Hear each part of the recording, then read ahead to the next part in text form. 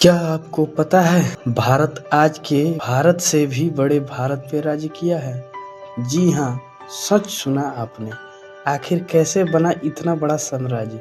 यह कहानी वहाँ से शुरू होती है जब चंद्रगुप्त मौर्य नंद वंश के राजा धनानंद को हराकर गद्दी पर बैठते हैं। दोस्तों, आपको जानकर हैरानी होगी कि सिकंदर के सेनापति सेल्यूकस निकेटर को भी युद्ध में हरा चुके थे चंद्रगुप्त मौर्य, और बदले में अफगानिस्तान तथा बलूचिस्तान क्षेत्र उन्हें देना पड़ा और साथ ही विवाह संबंध भी बनाना पड़ा। दोस्तों, महावंशा और मुद्रा राक्षस जैसे स्रोतों से पता चलता है कि चंद्रगुप्त मौर्य गरीब परिवार में पैदा हुए थे, जो चाणक्य की शिक्षा से इतना आगे बढ़े थे। इंडिका जिसे मेगास्थनीज ने लिखा से पता चलता है कि चंद्रगुप्त मौर्य के आक्रामक सोच तथा तीव्र गति सबको हैरान करने वाली थी, जिसे कई युद्धों के दौरान प्रदर्शित किया भी।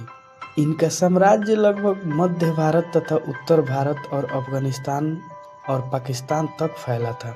इनके बाद बिंदुसार आते हैं, जो अपने साम्राज्य को दक्षिण भारत तक फैला। दोस्तों, समय आ गया है मौर्य साम्राज्य के सबसे प्रसिद्ध राज्य के बारे में जानने की, जिनका नाम है अशोक।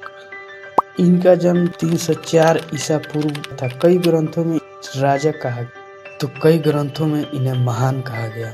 अब हम जानेंगे कि अशोक सम्राट अशोक कैसे बने। दोस्तों, ये बात है कलिंग युद्ध की।